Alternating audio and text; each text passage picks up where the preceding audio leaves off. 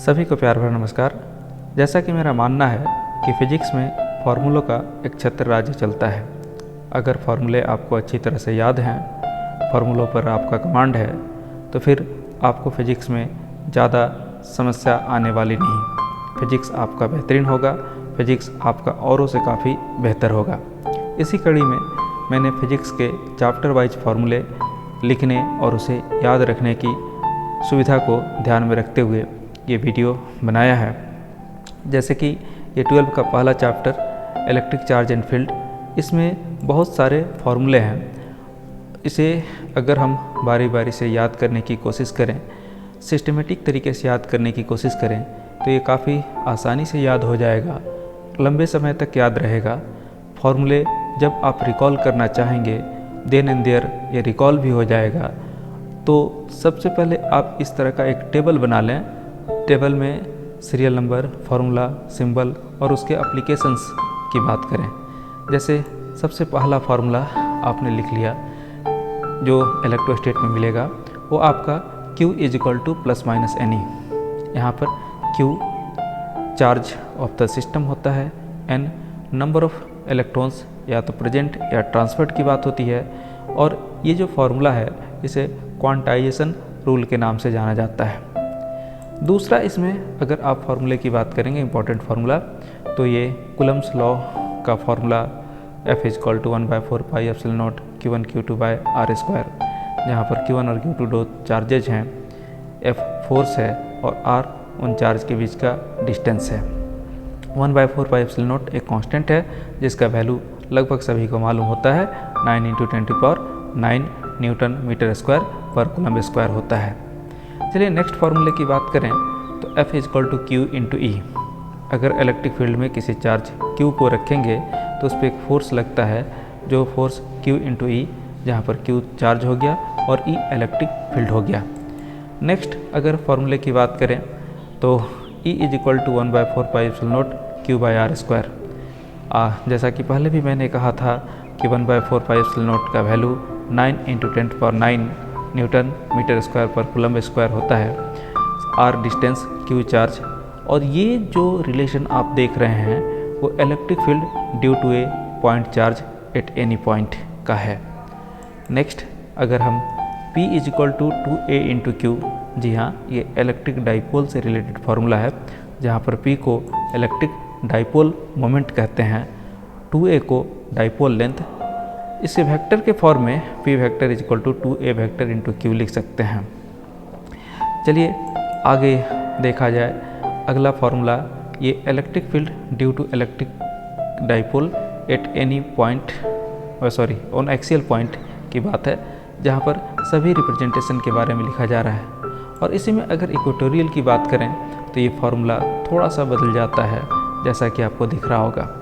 हाँ, अगर dipole short हो जाए तो शॉर्ट डाइपोल के केस में जो फार्मूला है R काफ़ी लार्जर हो जाता है इन कंपेरिजन टू A, और तब एक्सियल पे 1/4πε0 2P/r², इक्वेटोरियल पे 1/4πε0, यहाँ पर फार्मूले में 2 गलती से है, P/r³ होगा।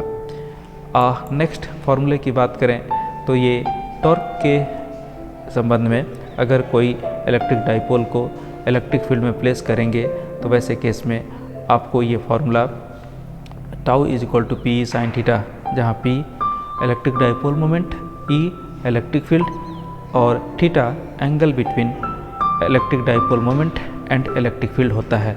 इससे आप टॉर्क फाइंड कर सकते हैं। हाँ, इसका वेक्टर फॉर्म भी लिख सकते हैं, τ = P × E। नेक्स्ट फार्मूले की बात करें तो W = PE 1 - cos θ। ये work done in rotating a dipole through angle theta in an electric field. Okay, इसके बाद चलिए सबसे इम्पॉर्टेंट बात कर लें इलेक्ट्रिक फ्लक्स की। तो इलेक्ट्रिक फ्लक्स φ = ES cos θ, जहाँ पर E आपका electric field, S surface area और theta angle between electric field and area vector. Next बात करें, इसी का इंटीग्रेशन के फॉर्म में है, और इंटीग्रेशन E.ds, यह भी आपको electric field through any surface दे देगा। हाँ, अगर हम बात करें यहाँ पर क्लोज सरफेस की, तो क्लोज सरफेस में जो इंटीग्रेशन है वो क्लोज सरफेस इंटीग्रेशन हो जाता है।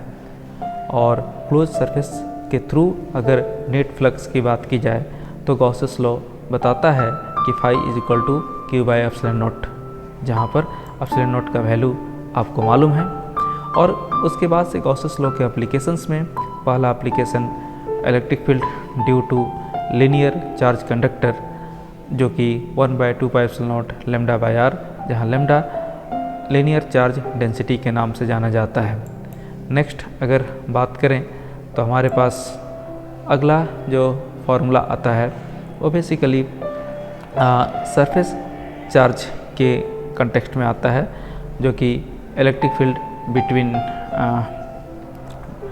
Electric field at any point due to a thin sheet of charge, जो कि सिग्मा बाय 2 एप्सिलॉन नॉट, और यहाँ भी एप्सिलॉन नॉट का वैल्यू दिया हुआ है, जिसे आप याद रखें, आगे भी काम आएगा।